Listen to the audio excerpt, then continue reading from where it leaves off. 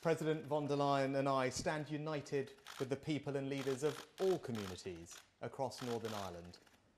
Those trying to drag us back into the past will never succeed. This afternoon, I welcomed President von der Leyen to Windsor to continue our discussions about the Northern Ireland Protocol. I'm pleased to report that we have now made a decisive breakthrough. Together, we have changed the original protocol and are today announcing the new Windsor framework. Today's agreement delivers smooth-flowing trade within the whole of the United Kingdom, protects Northern Ireland's place in our union, and safeguards sovereignty for the people of Northern Ireland. Now, these negotiations have not always been easy, but I'd like to pay an enormous personal tribute to Ursula for her vision in recognising the possibility of a new way forward. And to my colleagues, the Foreign and Northern Ireland Secretaries, for their steadfast leadership. The United Kingdom and European Union may have had our differences in the past, but we are allies, trading partners and friends, something that we've seen clearly in the past year as we joined with others to support Ukraine. This is the beginning of a new chapter in our relationship. For a quarter of a century, the Belfast Good Friday Agreement has endured because, at its heart, is respect for the aspirations and identity of all communities. Today's agreement is about preserving that delicate balance and charting a new way forward for the people of Northern Ireland. I am standing here today because I believe we have found ways to end the uncertainty and challenge for the people of Northern Ireland. We have taken 3 big steps forward. First, today's agreement delivers the smooth flow of trade within the United Kingdom. Goods destined for Northern Ireland will travel through a new green lane with a separate red lane for goods at risk of moving onto the EU. In the green lane, burdensome customs bureaucracy will be scrapped.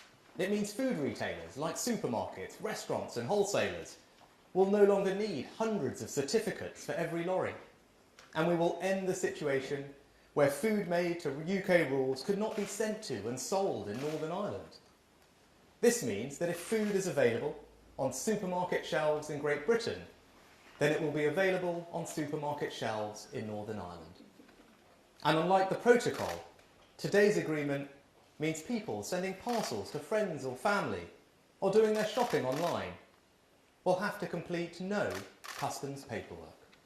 This means we have removed any sense of a border in the Irish Sea. Second, we have protected Northern Ireland's place in the Union. We've amended the legal text of the protocol to ensure we can make critical VAT and excise changes for the whole of the UK. For example, on alcohol duty, meaning our reforms to cut the cost of a pint in the pub will now apply in Northern Ireland. The same quintessentially British products like trees, plants and seed potatoes will again be available in Northern Ireland's garden centres. Onerous travels on pet requirements have been removed. And today's agreement also delivers a landmark settlement on medicines. From now on, drugs approved for use by the UK's medicines regulator will be automatically available in every pharmacy and hospital in Northern Ireland. Third, today's agreement safeguards sovereignty for the people of Northern Ireland. The only EU law that applies in Northern Ireland under the framework is the minimum necessary to avoid a hard border with Ireland and allow Northern Irish businesses to continue accessing the EU market. But I know that many people in Northern Ireland are worried about being subject to changes in EU goods laws. To address that, today's agreement introduces a new Stormont break. Many had called for Stormont to have a say over these laws. But the Stormont break goes further and means that Stormont can in fact stop them from applying in Northern Ireland. This will establish a clear process through which the democratically elected Assembly can pull an emergency brake for changes to EU goods rules that would have significant and lasting effects on everyday lives. If the brake is pulled, the UK government will have a veto. This gives the institutions of the Good Friday Agreement in Northern Ireland a powerful new safeguard based on cross-community consent. I believe the Windsor Framework marks a turning point for the people of Northern Ireland. It fixes the practical problems they face. It preserves the balance of the Belfast Good Friday Agreement. Now, of course, parties will want to consider the agreement in detail, a process that will need time and care. Today's agreement is written in the language of laws and treaties. But really, it's about much more than that. It's about stability in Northern Ireland. It's about real people and real businesses.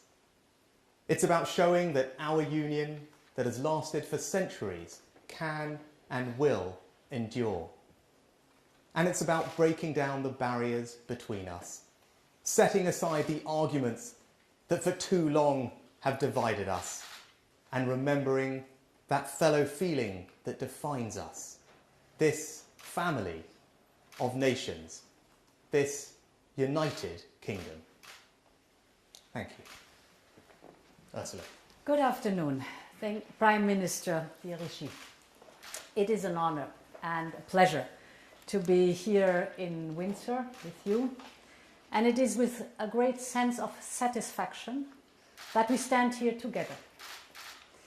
We are about to deliver on an important commitment we made to each other a few months ago. I remember our first discussions when we saw eye to eye on how to support our Ukrainian friends.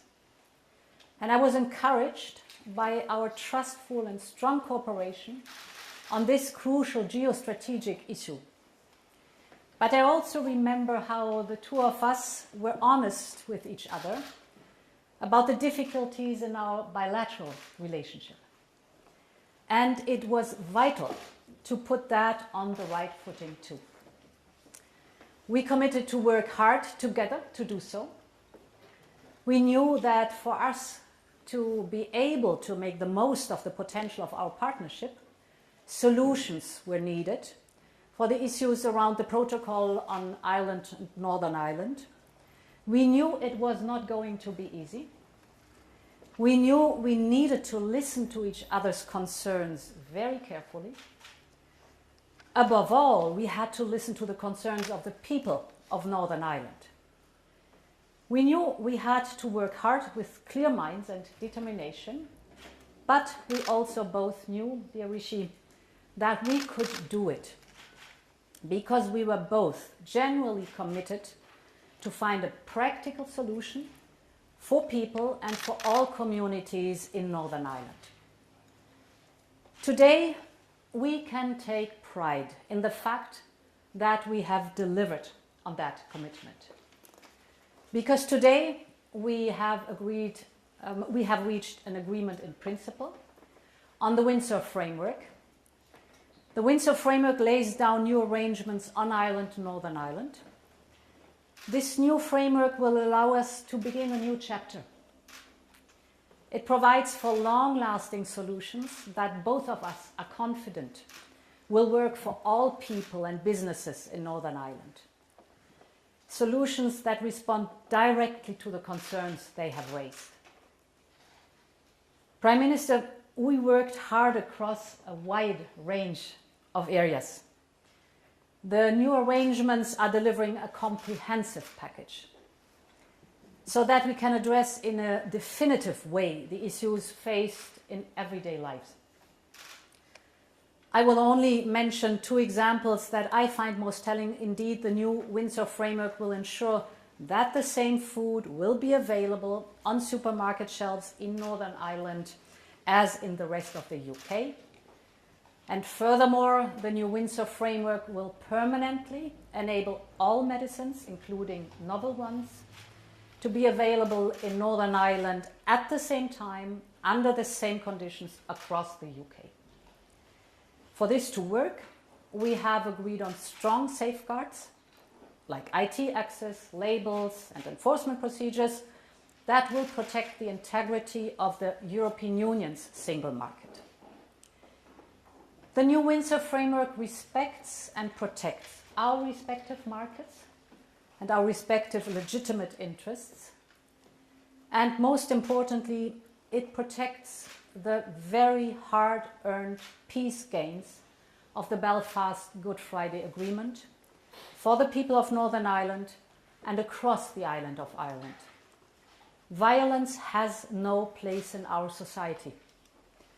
I condemn wholeheartedly the shooting of the PSNI officer in Northern Ireland last week, and my thoughts are with the officer and his family and friends. This year will mark the 25th anniversary of the Belfast Good Friday Agreement, an important milestone of the historic peace process. The new Windsor framework is here to benefit people in Northern Ireland and support all communities celebrating peace on the island of Ireland. And this is why I believe we can now open a new chapter in our partnership. A stronger EU-UK relationship, standing as close partners, shoulder to shoulder, now and in the future. Many thanks.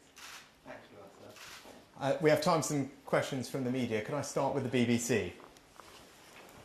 Thank you. Chris Mason, BBC News. If the Democratic Unionist Party don't go back into government in Northern Ireland after all of this, does it ultimately amount to a failure? Question to both of you. Well, Chris, I think today marks a turning point for Northern Ireland. I've spent a lot of time listening to communities there, businesses there, the unionist community as well, understanding their concerns, and I believe that today's framework addresses them. It ensures that we can move goods freely around our UK internal market, it protects Northern Ireland's place in the Union, and it safeguards sovereignty for Northern Ireland's people.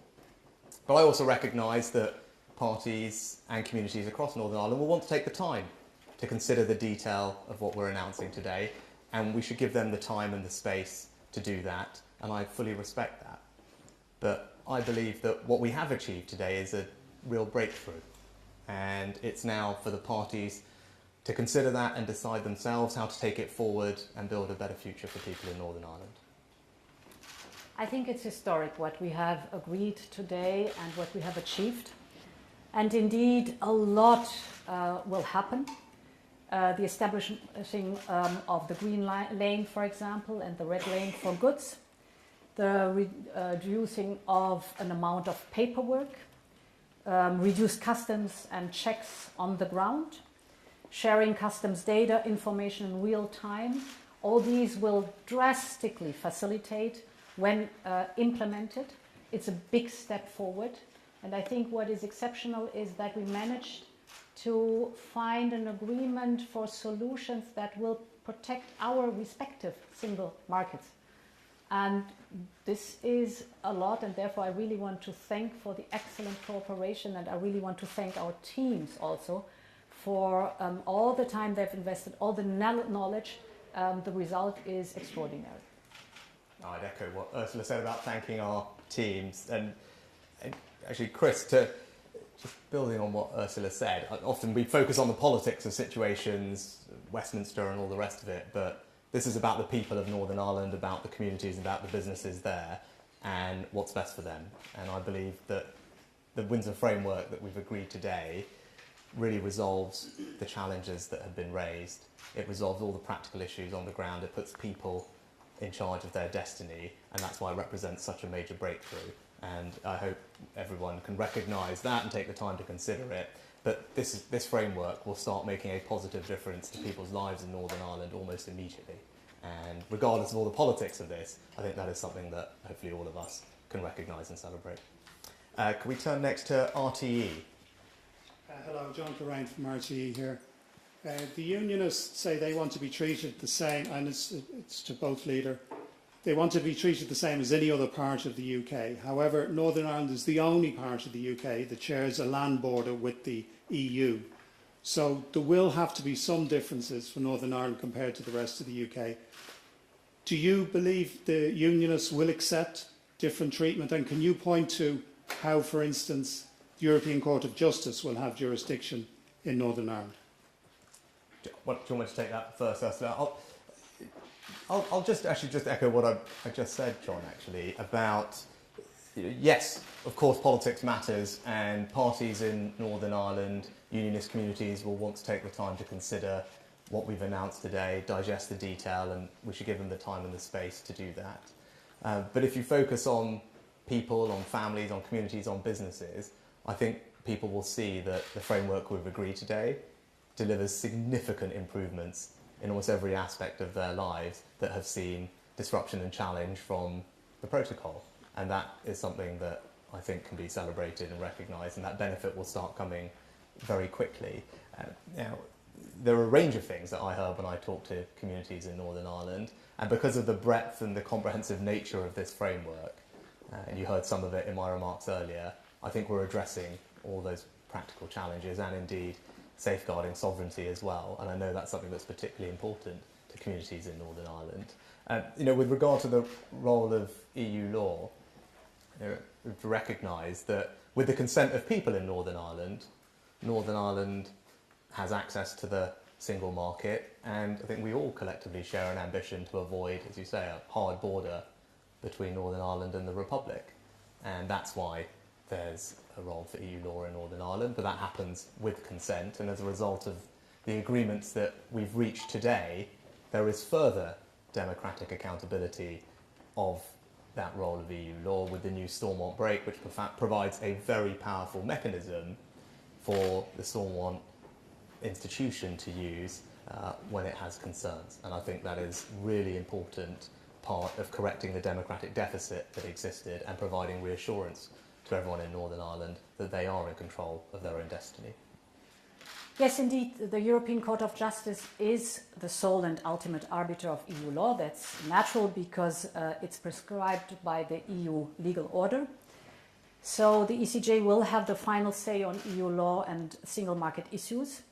But we have, in this Windsor framework, worked hard on the rules that existed before, not only the ECJ on EU law, but also the arbitration panel on not EU laws. And this includes the new Stormont break, which is based on the petition of concern that comes from the Good Friday Agreement. So we have built on this peace process the next step. We've kind of leveled up or improved the overall mechanism.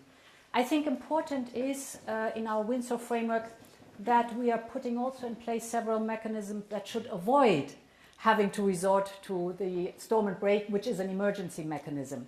So extensive consultations with the UK and Northern Ireland stakeholders on new EU laws, but also consultations of the EU by the UK on UK planned regulatory changes.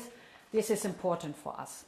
And with view on Ireland, of course, there has always been the full commitment, and there is the full commitment of the European Union to safeguard the Belfast Good Friday Agreement in all its dimensions. No hard border on the island of Ireland, and of course that we fully protect the integrity of the EU single market. Can I turn next to the Express? Thank you, Prime Minister. Sam Lister, Daily Express. This has been described by some as a test of your leadership. Are you planning to have a vote on this deal? And if so, how tough are you prepared to be on Boris Johnson and members of the ERG if they decide to oppose it? And I wonder if I could just ask President von der Leyen a question. Can you explain to us why Rishi Sunak's been able to negotiate these concessions when his three predecessors were unable to? Thank you. So yes, Parliament will have a vote at the appropriate time, and that vote will be respected. But as I said earlier, I think it's important that we give everyone the time and the space they need to consider the detail of the framework that we've announced today, because it is comprehensive in nature and that will take time for people to digest. But ultimately, this isn't necessarily about me, it's not about politicians, it's about the people in Northern Ireland. It's about what's best for them. It's about those families, those businesses, and what this framework, what this agreement will do to improve their lives. And I believe that the changes that we have made, the breakthroughs that we have been able to put forward together, will make an enormous difference we can now say that goods will flow freely, smoothly across the UK internal market, that we've protected Northern Ireland's place in our union, that we've safeguarded sovereignty for Northern Ireland's people. Those are all significant achievements, and that's what we should focus on. And I think all of us know about the stability that is required in Northern Ireland, the delicate balance of the Belfast Good Friday Agreement and how important that is. Today's framework means that that balance is restored, and that's why I think this is a very significant step forward. It marks a turning point for the people of Northern Ireland today, and I very much hope as a result of this they can look forward to a better future. I think it is very important to take note of the fact that the two of us, when we met for the very first time, we agreed that, I mean, if you look at the huge challenges we are facing together, whether it is the atrocious Russian war in Ukraine or the fight against climate change, we have so much in common. We're fighting for the same values. We're standing on the same side, shoulder by shoulder. And we want the best solution for the people of Northern Ireland in the situation that we have right now. So there was a very constructive attitude from the very beginning to solve problems, to find solutions, practical solutions for everyday life of the people and businesses in Northern Ireland. That's what we've done. And we've jointly developed the solutions. It needed a lot of goodwill and knowledge, and we have jointly agreed on that now. So I'm very happy about the agreement that we found with the Windsor framework. Right. And lastly, have we got Le Soir? Chloé Goodenough for the Belgian newspaper Le Soir. Would you say that the trust is back between the UK and the EU? And would you say that this deal would help the UK to participate again to Horizon, the research program? Do you want to start first? Yes, this Windsor framework is good news for scientists and researchers in the European Union and in the UK, because of course the moment we have finished this agreement, so it's an agreement in principle, the moment it's implemented, I am happy to start immediately, right now, the work on an association agreement, which is the precondition to join Horizon Europe. So good news for all those who are working in research and science. I think I'd also just add to that, there's a range of different areas that we can cooperate productively on, and the President and I started that work when we first met, but if you look at how we've responded to the situation in Ukraine, that's required very close coordination on things like sanctions policy, which the President has led, and we work very closely together on that. Also energy security more broadly, given the interconnected nature of our energy markets. Climate change is another area, and indeed illegal migration. You know, these are all the types of things that we can continue to make good progress on working together to the benefit of all of our communities that we represent, and I look forward to doing that with President von der Leyen as well. Good. Thank you very much for your time.